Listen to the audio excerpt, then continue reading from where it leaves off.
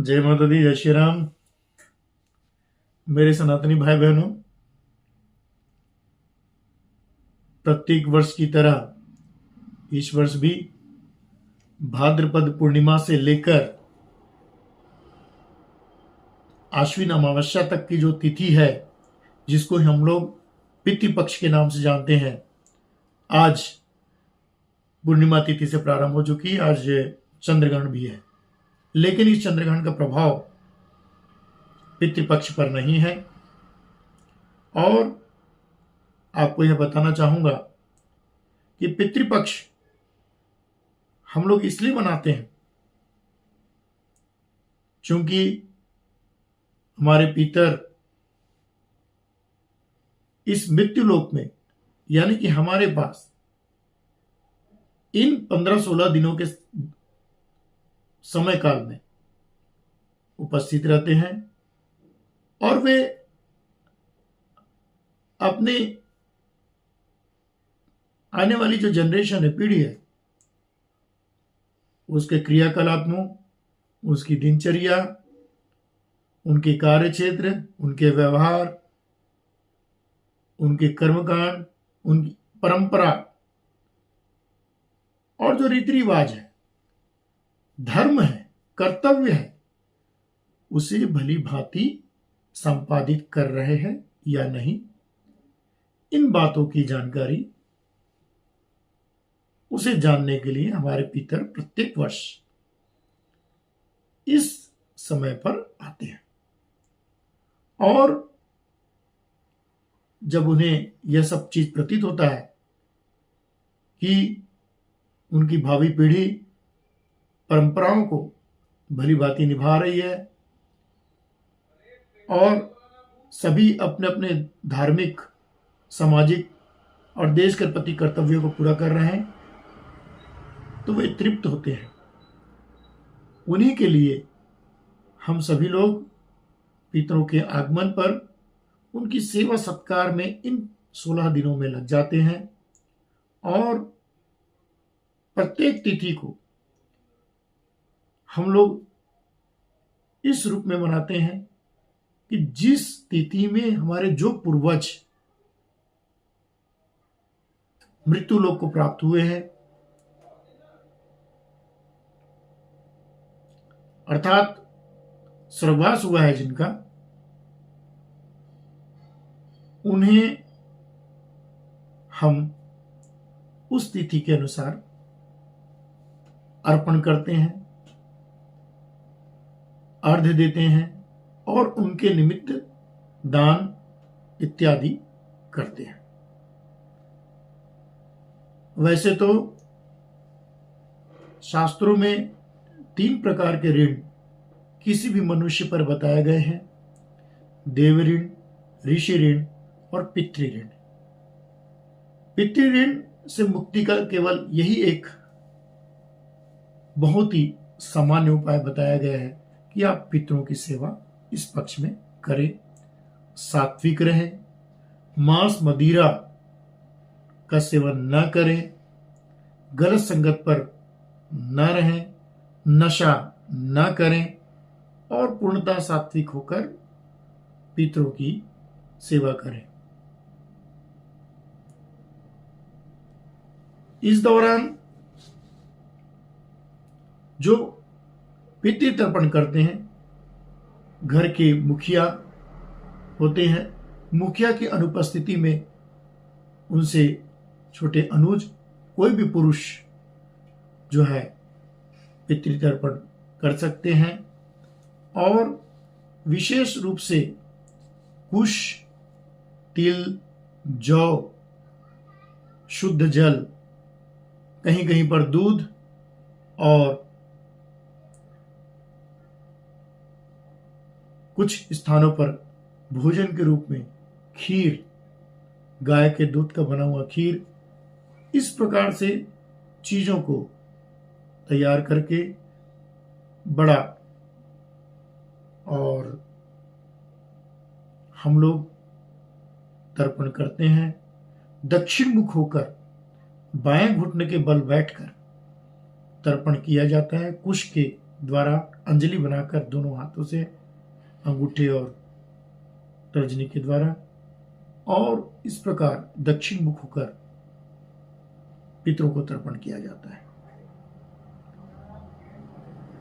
एक महत्वपूर्ण बात यह, चूंकि तर्पण किसी नदी, तालाब जैसे प्राकृतिक जलाशय में जाकर करने का होता है, चूंकि शहरों में यह व्यवस्था नहीं हो पाती, शहरों में क्या आजकल तो गांवों में भी कई स्थानों पर यह व्यवस्था नहीं हो पाती, इसलिए एक बड़ा तांबे का पात्र या पीतल या कांसे का पात्र आप उसके लिए काम में ला सकते हैं और तत्पश्चात उसे किसी पौधे पर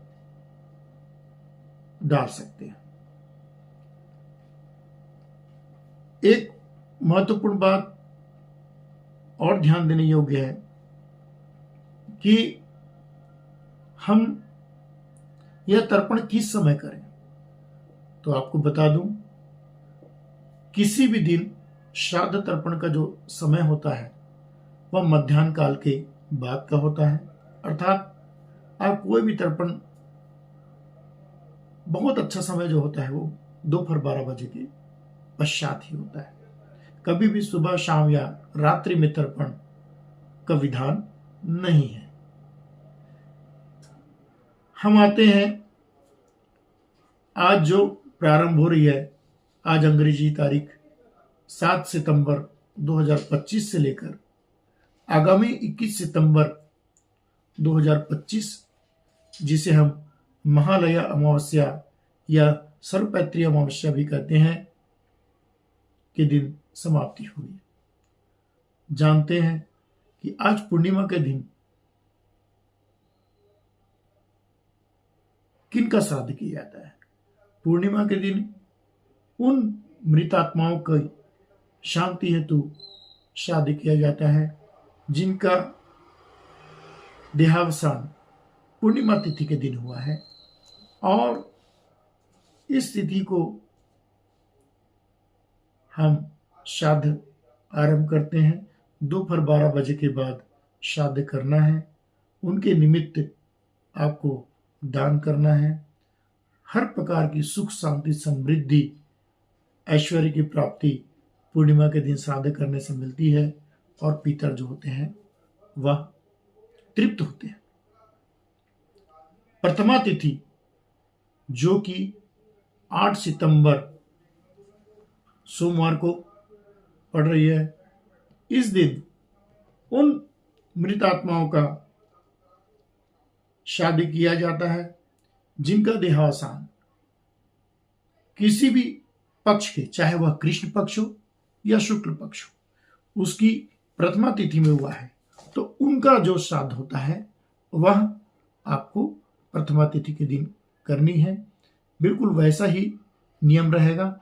आपके घर परिवार में आपके जो पूर्वज है, आपसे जो बड़े लोग हैं, आप उनकी सलाह से, उनके सानिध्य में इस कार्य को आगे बढ़ाएं, क्योंकि भारत एक बहुत बड़ा देश है और अलग अलग क्षेत्रों में पितृतर्पण के जो नियम है उसमें कुछ परिवर्तन हो सकते हैं, कुछ भेद हो सकते हैं, लेकिन सभी का उद्देश्य एक ही होता है, पितरों की सेवा और उनकी कृपा प्राप्ति। चूंकि यदि हमें अपने पितरों की कृपा प्राप्ति नहीं होगी, आशीर्वाद नहीं मिलेगा, तो हम किसी भी क्षेत्र में आगे नहीं बढ़ पाएंगे, सफल नहीं होंगे, हमारा जीवन कष्टमय होगा, हम दुखी रहेंगे और नाना प्रकार के बीमारियां, नाना प्रकार के आर्थिक समस्या, सामाजिक समस्या, मान सम्मान में कमी, संतान का ना होना, संतान होना भी तो जो है सिर्फ पुत्री संतान होना, ऐसे अनेकों प्रकार के व्याधियां या संतान में दोष हो जाना, इस प्रकार की जो चीजें हैं, बार बार किसी काम का रुकना, बाधा आना, कोई काम एक बार में होना नहीं, निरंतर प्रयास करने पर बहुत मुश्किल से किसी काम में सफलता मिलना। 100 में आपके 40 काम ही पूरा होना, 60 काम अटक जाना। इस प्रकार की जो बाधाएं हैं, जो असफलता है, इन सब का कारण पितरों का हमसे रुष्ट होना होता है। इसलिए पितरों की कृपा प्राप्त करने के लिए और इन सब समस्याओं से निजात के लिए आप पितरों की सेवा पूरी श्रद्धा से, पूरे मन से करें। मन में यह न रखें कि मैं ये करूंगा तो ये होगा। आपको पूरे शुद्ध अंतःकरण से, श्रद्धा से पितरों का श्राद्ध करना है और अपना जीवन को सफल बनाना है। अपने आने वाली पीढ़ी को हमें एक अच्छा मार्गदर्शन प्रदान करना है। हम आते हैं 8 सितंबर यानी कि कल जो पड़ेगी आश्विन कृष्ण प्रतिपदा। इसमें प्रतिपदा श्राद्ध होगा। मैंने पहले बताया कि इस दिन उन मृत आत्माओं की शांति हेतु तर्पण किया जाएगा जो किसी भी पक्ष, शुक्ल पक्ष या कृष्ण पक्ष की प्रतिपदा तिथि को जिनका देहावसान हुआ है। उसी प्रकार हम आते हैं द्वितीया तिथि, आश्विन कृष्ण द्वितीया तिथि, जो कि 9 सितंबर को है और द्वितीय श्राद्ध उस दिन किया जाएगा। द्वितीय श्राद्ध को उन मृतात्माओं की शांति के लिए श्राद्ध किया जाएगा जिनका देहावसान किसी भी पक्ष की, शुक्ल पक्ष या कृष्ण पक्ष की द्वितीय तिथि को हुआ है। उसी प्रकार तृतीया तिथि जो है 10 सितंबर को पड़ेगी और तृतीया श्राद्ध उन मृतात्माओं की शांति के लिए किया जाएगा जिनका देहावसान किसी भी पक्ष, शुक्ल पक्ष या कृष्ण पक्ष की तृतीया तिथि को हुआ है। हम आते हैं चतुर्थी श्राद्ध जो कि 11 सितंबर को पड़ेगा। चतुर्थी श्राद्ध में उन मृतात्माओं की शांति के लिए श्राद्ध किया जाता है जिनका देहावसान किसी भी पक्ष, शुक्ल या पक्ष हो या कृष्ण पक्ष हो, उसकी चतुर्थी तिथि में हुआ है। तो ऐसे मृतात्मा जिनका चतुर्थी तिथि में देहावसान हुआ है उनका श्राद्ध 11 सितंबर यानी कि चतुर्थी तिथि को किया जाएगा। 12 सितंबर को आश्विन कृष्ण पंचमी तिथि पड़ रही है और पंचमी श्राद्ध जो है ऐसे मृतात्मा जिनका कृष्ण पक्ष या शुक्ल पक्ष की पंचमी तिथि को जिनका देहावसान हुआ है उनका पंचमी तिथि को श्राद्ध किया जाएगा। आपको यह चीज मैं बताना चाहूंगा कि पंचमी जो तिथि होती है वो विशेषकर ऐसे मृत व्यक्ति जो अविवाहित है, ऐसे मृत व्यक्ति जो अविवाहित है, अविवाहित जिनका हमको तिथि नहीं भी मालूम है। कभी कभी क्या होता है, कोई अविवाहित व्यक्ति होता है और जिनका विवाह नहीं हुआ है और उसकी मृत्यु हो जाती है और उसका तिथि हमको ज्ञात नहीं रहता है। कभी किसी परिवार में अगर ऐसा कुछ हो भी गया हो तो उनका भी ध्यान करके आप पंचमी तिथि को विशेष करके श्राद्ध कर सकते हैं। अविवाहित जिनकी तिथि आपको ज्ञात नहीं है या अविवाहित है जिनका तिथि ज्ञात है उनका भी, तो अविवाहित लोगों का जो है पंचमी श्राद्ध को किया जाता है। उसी प्रकार पंचमी तिथि का श्राद्ध करने से आपको पुत्र, संतान, ऐश्वर्य, धन, विद्या, बुद्धि इत्यादि की प्राप्ति होती है, दाम्पत्य जीवन सफल होता है। हम आते हैं षष्टमी तिथि। षष्टमी तिथि जो है वो 13 सितंबर 2025 को पड़ रही है और षष्टमी तिथि को उन मृतात्माओं की शांति हेतु श्राद्ध किया जाएगा जिनका देहावसान किसी भी पक्ष, कृष्ण पक्ष या शुक्ल पक्ष की षष्टमी तिथि को हुआ है। इसी प्रकार सप्तमी तिथि का भी श्राद्ध 13 सितंबर को ही किया जाएगा। 13 सितंबर को षष्ठी और सप्तमी दोनों तिथि का श्राद्ध किया जाएगा। षष्टमी और सप्तमी दोनों तिथि में, मतलब इन तिथियों में कृष्ण पक्ष हो या शुक्ल पक्ष को, दोनों में से किसी भी तिथि में किसी व्यक्ति का देहावसान अगर हुआ है तो उनके श्राद्ध तर्पण जो है वह 13 सितंबर को ही किया जाएगा। षष्ठमी और सप्तमी दोनों ही तिथियों का जो श्राद्ध है वह 13 सितंबर को किया जाएगा। अब हम आते हैं 14 सितंबर जो कि अष्टमी तिथि है, आश्विन कृष्ण अष्टमी है। अष्टमी तिथि में उन मृतात्माओं की शांति हेतु श्राद्ध किया जाएगा जिनका देहावसान किसी भी पक्ष की, शुक्ल पक्ष या कृष्ण पक्ष, उसकी अष्टमी तिथि को हुआ है और उनकी शांति हेतु शादी किया जाएगा। हम आते हैं नौमी श्राद्ध। नौमी श्राद्ध बहुत ही महत्वपूर्ण श्राद्ध होता है। 15 सितंबर को जो है नौमी श्राद्ध है। नौमी श्राद्ध को मातृ श्राद्ध के नाम से भी जानते हैं, मातृ नवमी के नाम से भी जानते हैं। इस दिन जो है उन माताओं या कहना चाहिए जो सौभाग्यशाली जो स्त्रियां होती हैं उनके निमित्त जो है यह श्राद्ध किया जाता है और इस श्राद्ध का बड़ा मतलब है। मातृ नवमी के नाम से इसे जाना जाता है और इस तिथि को उन मृतात्माओं की शांति हेतु श्राद्ध किया जाता है जिनका देहावसान किसी भी पक्ष, शुक्ल पक्ष या कृष्ण पक्ष की नवमी तिथि को हुआ है। और विशेषकर माताओं का अगर उनको तिथि भी नहीं भी मालूम है तो मातृ नवमी के नाम से उनके निमित्त इस दिन श्राद्ध किया जाता है। सौभाग्यवती स्त्रियों का भी अगर नहीं मालूम तो उनके निमित्त भी मातृ नवमी के दिन यानी कि नवमी तिथि के दिन श्राद्ध किया जाता है, जो कि 15 सितंबर को पड़ रहा है। हम आते हैं 16 सितंबर दशमी श्राद्ध। दशमी तिथि है अश्विनी कृष्ण की दशमी तिथि। इस दिन उन लोगों का, उन मृत व्यक्तियों का श्राद्ध किया जाएगा जिनका देहावसान किसी भी पक्ष, शुक्ल पक्ष या कृष्ण पक्ष की दशमी तिथि में हुआ। हम आते हैं एकादशी तिथि। एकादशी तिथि जो पड़ रही है वह 17 सितंबर को पड़ रही है। 17 सितंबर अश्विन कृष्ण एकादशी। इस दिन उन मृत आत्माओं की शांति हेतु श्राद्ध किया जाएगा जिनका देहावसान शुक्ल पक्ष या कृष्ण पक्ष की एकादशी तिथि को हुआ है। उसी प्रकार हम आते हैं द्वादशी तिथि। द्वादशी तिथि जो है 18 सितंबर 2025 को पड़ रही है। इस दिन उन मृत व्यक्तियों के श्राद्ध हेतु तर्पण किया जाएगा जिनका देहावसान शुक्ल पक्ष या कृष्ण पक्ष की द्वादशी तिथि के दिन हुआ है। द्वादशी तिथि एक प्रकार से यह भी बहुत महत्वपूर्ण तिथि है। इस दिन उन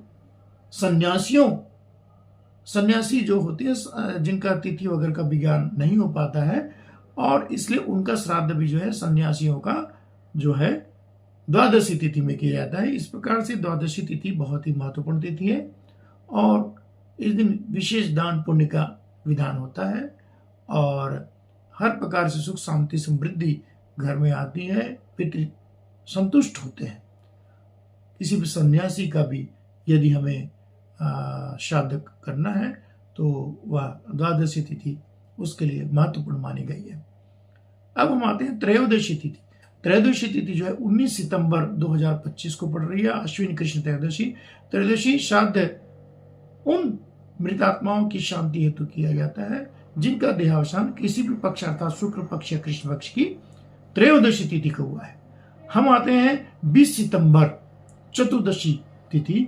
चतुर्दशी तिथि में उन मृतात्माओं की शांति हेतु श्राद्ध किया जाएगा जिनका देहावसान किसी भी पक्ष अर्थात शुक्ल पक्ष या कृष्ण पक्ष की चतुर्दशी तिथि को हुआ है और चतुर्दशी श्राद्ध के नाम से यह जाना जाता है। इस तिथि में इनके निमित्त जो श्राद्ध किया जाता है और पर्याप्त दान पुण्य देकर जो है किसी ब्राह्मण को और भोजन खिलाकर और जो जरूरतमंद को सेवा करके वस्त्र दान करके जो है हम इस द्वादशी तिथि को मनाते हैं और जिससे कि पितृ जो है तृप्त होते हैं। दान के अलावा कौवे को, कुत्ते को, गाय को इस प्रकार से जो है उनके निमित्त जो है भोजन निकालने की एक जो परंपरा है उसे भी हमें करना चाहिए। अब हम आते हैं अमावस्या तिथि जो कि 21 सितंबर को पड़ रहा है। अश्विन कृष्ण अमावस्या जिसे हम सर्व पितृ अमावस्या के नाम से भी जानते हैं और इस दिन उन मृतात्माओं की शांति हेतु श्राद्ध किया जाता है जिनका देहावसान किसी भी जो है पक्ष तो एक ही होता है, अमावस्या तिथि एक ही होती है। तो अमावस्या तिथि के दिन जिनका भी देहावसान हुआ है, जैसे हमने बताया था कि पूर्णिमा तिथि में जिनका हुआ, ऐसी अमावस्या तिथि में जिन मृतात्माओं का देहावसान हुआ है उनकी शांति हेतु अमावस्या के दिन श्राद्ध किया जाता है। और सर्वपितृ अमावस्या कहते हैं। सर्वपितृ अमावस्या मतलब जिन पूर्वजों की हमको तिथियां नहीं भी मालूम है या जाने अनजाने अगर किसी प्रकार से त्रुटि से किसी पितर का नाम, गोत्र इत्यादि छूट जाता है, कोई त्रुटि हो जाती है, उन सबके निमित्त क्षमा प्रार्थना के साथ, क्षमा याचना के साथ सर्वपितृ अमावस्या के दिन में, अमावस्या तिथि को जो है पितृतर्पण किया जाता है और विभिन्न प्रकार के दान पुण्य इस दिन किए जाते हैं। पितरों के निमित्त भोजन कराया जाता है, कुछ नहीं तो कम से कम ब्राह्मण भोजन कराना चाहिए, जरूरतमंदों को दान देना चाहिए और इस प्रकार से इस पितृपक्ष का समापन होता है। और आप लोगों को एक बात बताना चाहूंगा कि यह जो पितृपक्ष होता है हमारे जीवन में बहुत ही महत्वपूर्ण है। यदि जीवन में आपको सफलता प्राप्त करनी है तो सबसे पहले हमारे पितर जो हैं वो अतृप्त होने चाहिए। हम अपनी परंपराओं को, अपने धर्म को परिपालन करें, किसी भी प्रकार से पथभ्रष्ट न हो, धर्म भ्रष्ट न हो, कर्तव्य से विमुख न हो, निरंतर कर्म करते रहें, अच्छे कर्म करें, सबका अच्छा सोचें। इन्हीं भावनाओं के साथ आप सभी को पितृपक्ष के अवसर पर मैं जो है यही कहना चाहूँगा कि पितर देवता हम सब पर अपनी कृपा बनाए रखे और हम आप सभी मिलकर एक श्रेष्ठ समाज, श्रेष्ठ देश को बनाए रखने में सहयोग करें। जय माता दी, जय श्री राम, जय पितर देवता।